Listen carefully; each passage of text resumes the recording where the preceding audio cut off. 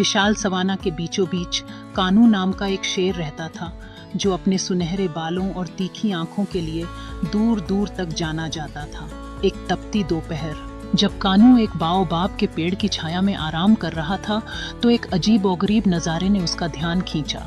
एक गधा पतला और धूल से लथपथ एक गंदे रास्ते पर घिसटता हुआ एक बहुत ही बेसुरी धुन गा रहा था।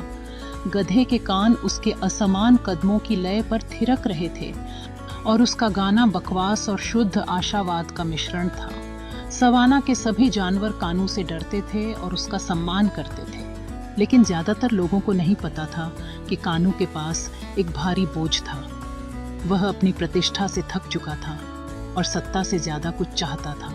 उसका दिल एक दोस्त के लिए तरस रहा था, एक विषय नहीं, एक प्रतिद्वंद्वी नहीं, बल्कि एक साथी जो उसे जानवरों के राजा से बढ़कर कुछ समझता हो। क्या अजीब प्राणी है, कानू ने बड़बड़ाया। उसकी जिज्ञासा बढ़ गई। शेर की मौजूदगी से बेखबर गधा, इस हास्यास्पद प्राणी को देखो, एक बंदर ने ठहाका लगाया। एक छोटे से पोखर से पानी पीने के लिए बाओबाब के पास रुक गया। अचानक ऊपर की शाखाओं से शरारती बंदरों का एक समूह दिखाई दिया। वे गधे का मजाक उड़ाने लगे कि उस पर लाठी और मेवे फेंकने लगे। इस हास्यास्पद प्राणी को देखो, बंदरों ने हंसी के साथ चीखना शुरू कर दिया और जब कनू छाया से बाहर निकला तो और मेवे फेंकने के लिए तैयार हो गए। उसके प्रभावशाली व्यक्तित्व ने तुरंत अराजकता को शांत कर दिया। बंदर तितर बितर हो गए, अपने बाल बाल बचने के बारे में घबराहट में बकबक करने लगे। एक बंदर ने ठहाका लगाया, हे कुटिल आवाज, तुम हमारे लिए एक और गाना क्यों नहीं गाते? दूसरे ने मजाक उड़ाया। गधे ने चौंकते हुए जोर से रेंकते हुए जवाब दिया, तुम भाग क्यों नहीं गए? कानू ने गधे से पूछा। उसकी गहरी आवाज में प्रशंसा और भ्रम का मिश्रण था। हंसो अगर तुम्हें हंसना ही है, लेकिन मुझे अपनी आवाज पर गर्व है। ये मेरी है और किसी और की नहीं। गधे ने अभी भी अपनी सांसें संभालते हुए शेर की ओर देखा और कहा, मैं सिर्फ एक गधा हो सकता हूँ, लेकिन दौड़ने से उन्हें मेरा मजाक उड़ाने का और भी कारण मिल जाएगा। मैं अपनी जगह पर खड़ा रहना पसंद करूंगा। कानू हैरान रह गया। तुम्हारा नाम क्या है? गधे? कानू ने पूछा। यहाँ एक ऐसा प्राणी था जिसके न तो पंजे थे, न ही नुकीले दांत और न ही कोई गति।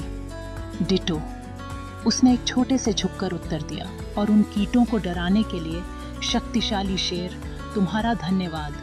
फिर भी उसने एक ऐसा साहस दिखाया जो बहुतों में नहीं था। कानू ने ठहाका लगाया।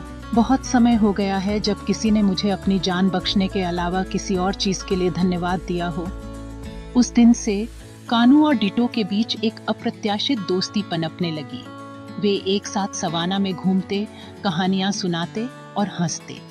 एक दिन मुसीबत ने उन्हें एक बड़ी जंगली आग के रूप में पाया जो घास के मैदानों में फैल गई। जानवर अराजकता में थे, सभी दिशाओं में भाग रहे थे। कानू हिचकिचाया। हालांकि आग शक्तिशाली थी, लेकिन उसकी तीव्रता ने उसे भी डरा दिया।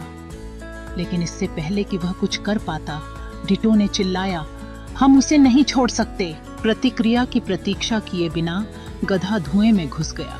कानू और डिटो छोटे जीवों को सुरक्षित स्थान पर ले जाने में मदद कर रहे थे।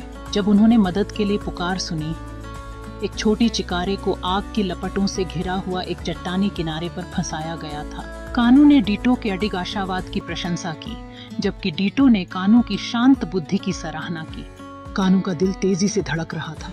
वह अपने दोस्त को अकेले खतरे का सामना नहीं करने दे सकता था। अपनी सारी हिम्मत जुटाकर वह डिटो के पीछे भागा। साथ में वे किनारे पर पहुंचे, जहां कानू ने अपनी ताकत का उपयोग करके मलबे को एक तरफ धकेला और डिटो ने अपनी आश्चर्यजनक चपलता का उपयोग करके चिकारे को सुरक्षित स्थान पर पहुंचाया। जब वे आखिरकार आग की लपटों से बाहर निकले तो सवाना के जानवर खुशी से झूम उठे। कालिक से लथपथ डिटो ने हंसते हुए कहा, अब यह एक ऐसी कहानी है जिसके बारे में गाना चाहिए।